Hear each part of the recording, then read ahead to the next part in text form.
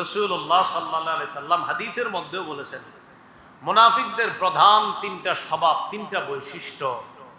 ক্বালা রাসূলুল্লাহ সাল্লাল্লাহু আলাইহি ওয়াসাল্লাম, আয়াতুল মুনাফিকি সালাস। মুনাফিকদের প্রধান তিনটা আলামত, তিনটা বৈশিষ্ট্য। ইদা হাদ্দাসা কাযাবা, মুনাফিক যখন কথা বলে মিথ্যা কথা বলে। ওয়া ইদা ওয়াআদা আখলাফা, দুই নম্বর মুনাফিক যখন ওয়াদা করে ওয়াদা খেলাফ করে। তিন নম্বর ওয়া ইদা তুমিনা খানা, মুনাফিকের কাছে যখন আমানত রাখা হয় এই আমানতের খেয়ানত করে। আমানতের কি করে? খেয়ানত করে। তাহলে এক নাম্বার, মুনাফিক কথা বললে মিথ্যা কথা বলে। মুনাফিক কথা বললে কি কথা বলে? মিথ্যা কথা মানুষ জিহ্বা দিয়ে বলে। মনে রাখবেন, আমার এই জিহ্বা এখন আপনাদের সামনে কথা বলতেছে। আমার এই জিহ্বা আপনাদের সামনে সত্য বলতে পারে, মিথ্যা বলতে পারে। আমার এই জিহ্বার একটা কথা আমাকে দুনিয়ার পূর্ব পশ্চিম যত বড় এই পরিমাণ জাহান্নামের গভীরতায় নিয়ে যেতে পারে, শুধু একটা মিথ্যা কথা। কয়টা? সহিহ বুখারী 6477 নম্বর হাদিসের বর্ণনা। এই হাদিসের মধ্যে আসছে, ক্বালা রাসূলুল্লাহ সাল্লাল্লাহু আলাইহি ওয়াসাল্লাম, ইন্নাল আবদা লা ইয়াতাকাল্লামু বিল কালিমাতি মা ইয়াতাবায়ানু ফিহা ইয়াজিল্লু বিহা ফিন্নার আবআদা মিম্মা বাইনাল মাশরিক। রাসূলুল্লাহ সাল্লাল্লাহু আলাইহি সাল্লাম বলেন, মানুষ মাঝে মাঝে এমন কথা বলে এটার পরিণতি চিন্তাও করে না। পরিণতি কি করে না? চিন্তাও করে না। পরিণতি চিন্তা না করে মাঝে মাঝে কথা বলে ফেলে। কথার কথা, আমি জীবনে ডক্টরেট করি নাই। এখন আমি আপনাদের সামনে বৈশা বললাম আমি 4টা ইউনিভার্সিটি থেকে ডক্টরেট করছি। যদি আপনাদের সামনে এই জাতীয় কথা বলি, নিঃসন্দেহে মিথ্যা কথা। আসলে তো আমি ডক্টরেট করিনি। আমি কখনো কোনো ইউনিভার্সিটিতে, আপনার যেগুলো আমাদের দেশের ইউনিভার্সিটি বলতে যা, বাংলাদেশ বা পৃথিবীর কোনো ইউনিভার্সিটি লেভেলের পড়ি নাই। সর্বোচ্চ আলিয়াতে পড়ছি। ইউনিভার্সিটি বলতে যা বুঝায়, আপনার যদি আলিয়া মাদ্রাসা ধরেন যে এটা ইউনিভার্সিটি, তো সেই হিসাবে আলিয়াতে হয়তো 1-2 ইয়া পড়ছি, আপনার অনার্স না, এটা আপনার ফাজেল পাওয়া যেতে পারে। কিন্তু যদি আপনি বলেন ইউনিভার্সিটি, আপনি মনে ইউনিভার্সিটিতে পড়ছেন, আমি তো পড়ি নাই, আর আপনি কিল্লেগে জোর করে আপনার সামনে এটা বলতে হবে। এই যে কথাটা আপনার সামনে যদি আমি বলে ফেলি, অনেক জায়গায় বলা হয় যে এই অনেক অমুক বড় বড় ইউনিভার্সিটিতে পড়ছি, আসলে আমি বলি নাই। এই কথা কোত্থেকে প্রসব হইল দুনিয়াতে, এটাও আমি জানি না। এই যে আমি যদি আপনাদেরকে এটা বলি, এটা মিথ্যা কথা। নিঃসন্দেহে এটা আমাকে জাহান্নামে নিয়ে যেতে পারে। রাসূলুল্লাহ সাল্লাল্লাহু আলাইহি সাল্লাম বলেন, মানুষ মাঝে মাঝে কথা বলে, এই কথার পরিণতি মানুষ চিন্তা করে না। এই কথাটা তাকে দুনিয়ার পূর্ব পশ্চিম যত বড় এই পরিমাণ জাহান্নামের গভীরে নিয়ে যেতে পারে। আল্লাহ আমাদেরকে হেফাজত করে। তাহলে মিথ্যা বলা কাদের স্বভাব? মুনাফিকদের স্বভাব। আল্লাহ এই স্বভাবটা থেকে আমাদেরকে পুত পবিত্র হওয়ার তৌফিক দান করেন। এরপরে আল্লাহ পাক রব্বুল আলামিন বলেন, ইত্তাখাযু আইমানাহুম জুন্নাতান ফাসাদ্দু আন সাবিলিল্লাহ। মুনাফিকদের আরেকটা বৈশিষ্ট্য হলো, আমার সাথে বলবেন বাংলাটা, বলেন, মুনাফিকরা তাদের শপথকে ঢাল হিসাবে ব্যবহার করে। মুনাফিকরা শপথকে ঢাল হিসাবে ব্যবহার করে। এটা সহজে বুঝবেন কিভাবে? আপনি জুতা কিনতে গেছেন কোনো দোকানে, পরিচিত দোকানদার, কত জুতাটা? বলল 900 টাকা। আপনি বললেন 920 টাকা দেওয়া যায় না? তো আপনারে বলল, আল্লাহর কসম এই জুতার দামই আছে, 960 টাকা করে কিনে আনছি আমি, 860 টাকা করে কিনে আনছি, 900-র কমে আমি তোর এই জন্য বললাম, তুই আমার পরিচিত মানুষ। তো 860 যে আল্লাহর কসম করে কইছি, এটার উদ্দেশ্য কি জানেননি? আপনি যদি 860-এর নিচে না করেন, উপরে যাতে বলেন। আচ্ছা, ঘটনাচক্রে আসলে জুতাটার দাম যদি 860 হয়, সেক্ষেত্রে সমস্যা নেই। কিন্তু আপনি পরের দিন সদরঘাট গেছেন, যেখান থেকে সে জুতা আনে, কথা বলতে বলতে আপনি জানলেন গতকালকে আপনার বন্ধু যে জুতাটা বলছে আপনার কাছে 860, এটা আসলে সদরঘাট থেকে আনছে 350 করে। কত করে? 350। এখন এই জুতা আপনার কাছে 860-এর বেশি বিক্রি করার জন্য একটা মিথ্যা শপথ করছে। এই শপথটা ঢাল হিসাবে ব্যবহার করলো নিজের ব্যবসাটা চাঙ্গা রাইখা আপনারে ধোকা দেওয়ার জন্য। বলেন তো স্বভাবটা কার? এই যুগে নাই, যদি থাকে তো মুনাফিকের স্বভাব। তা আল্লাহ বলেন ইত্তাখাযু আইমানাহুম জুন্নাতান ফাসাদ্দু আন সাবিলিল্লাহ। মুনাফিকরা তাদের শপথকে ঢাল হিসাবে ব্যবহার করে মানুষকে ধোঁকা দেয়। ফাসাদ্দু আন সাবিলিল্লাহ, আল্লাহর রাস্তা থেকে মানুষকে বাধা দেওয়ার জন্য শপথকে ঢাল হিসাবে তারা ব্যবহার করে। ইন্নাহুম সাআ মা কানু ইয়ামালুন, তারা যে কাজটা করে শপথকে ঢাল হিসাবে ব্যবহার করা, এটা কতই না মন্দ। তো এই যুগেও যদি কেউ মিথ্যা শপথ করে আমাদেরকে ধোঁকা দেয়, তার এই কাজটা ভালো না মন্দ? এটা কি মুসলমানের স্বভাব না মুনাফিকের স্বভাব? আল্লাহ আমাদেরকে হেফাজত করেন। আল্লাহ বলেন, জানো মুনাফিকরা এগুলা কেন করে? যালিকা বিআন্নাহুম আমানু সুম্মা কাফারু ফাতুবিআ আলা কুলুবিহিম ফাহুম লা ইয়াফকাহুন। এটা এই কারণে করে, তারা ঈমান আনার পর আবার কুফরি অবলম্বন করে, ফলে তাদের অন্তরে মোহর মেরে দেওয়া হয়েছে, তারা বুঝে না। এরপর আল্লাহ পাক রব্বুল আলামিন বলেন, وَإِذَا رَأَيْتَهُمْ تُعْجِبُكَ أَجْسَامُهُمْ وَإِنْ يَقُولُوا تَسْمَعْ لِقَوْلِهِمْ। আল্লাহ বলেন, হাবিব মুনাফিকদেরকে যখন আপনি দেখেন, তাদের শরীরের আকৃতি আপনাকে মুগ্ধ করে, তাদের দেহ আপনাকে মুগ্ধ করে। আব্দুল্লাহ ইবনে উবাই দেহ ছিল অনেক লম্বা, খুব লম্বা ছিল, তাদের দেহ আপনাকে মুগ্ধ করে। আর وَإِنْ يَقُولُوا تَسْمَعْ لِقَوْلِهِمْ, এরা সুন্দরভাবে কথা কয়, এই কথাটা আপনি মন দিয়ে শোনেন। আল্লাহ কয়, এরা আমার কাছে কেমন জানেন?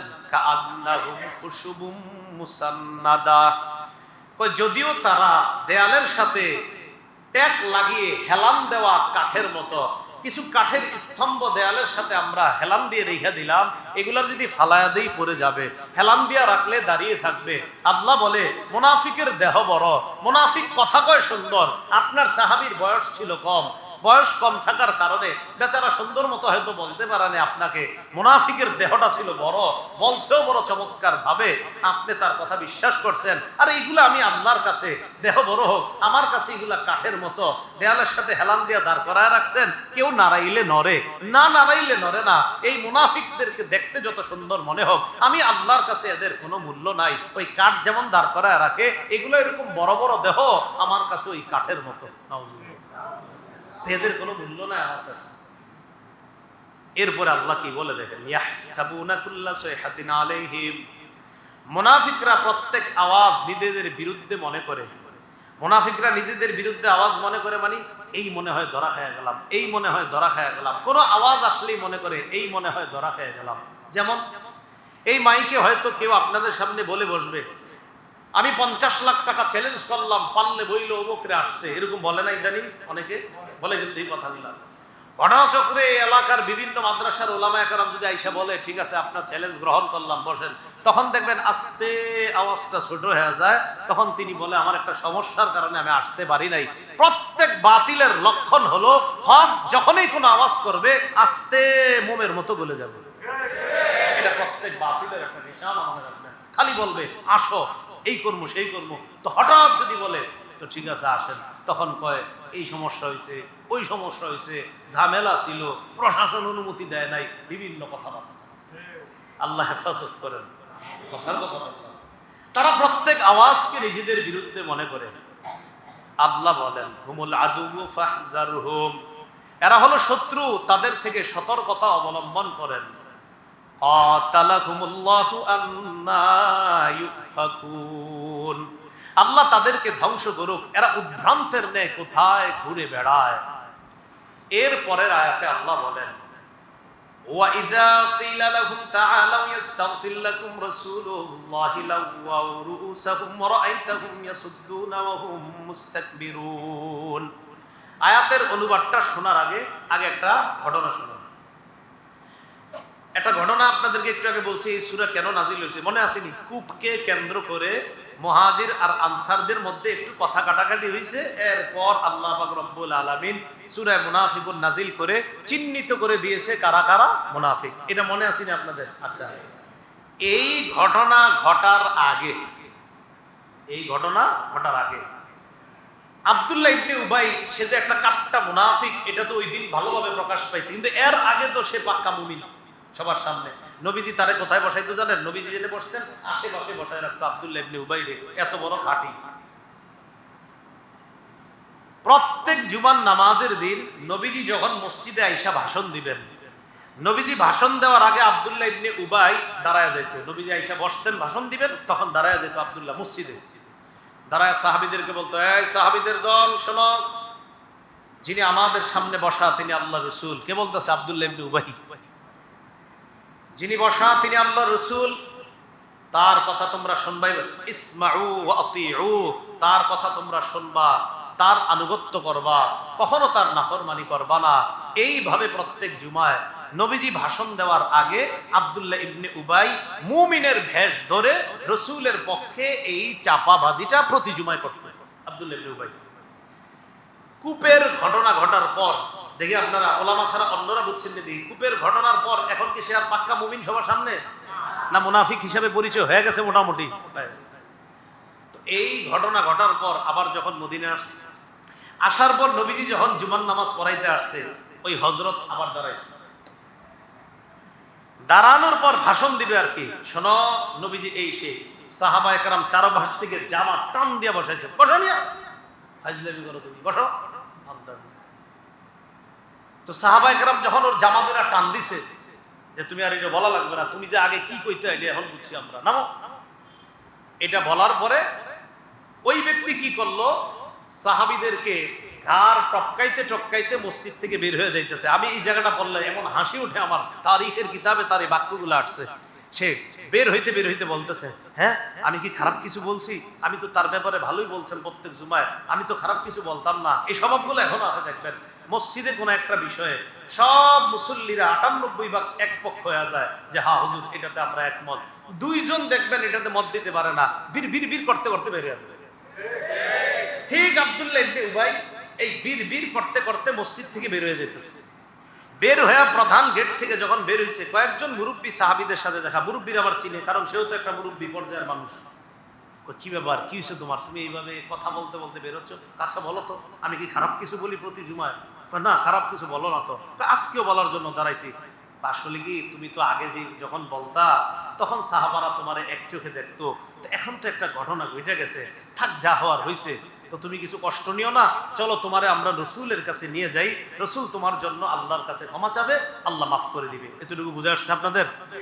এটা শোনার পর আব্দুল্লাহ ইবনে উবাই যা করছে, আমার দিকে তাকাত, মাথাটা ঘুরায়া অহংকার প্রদর্শন করা অবস্থায় বলল, থুর, এর কাছে কি যাবো।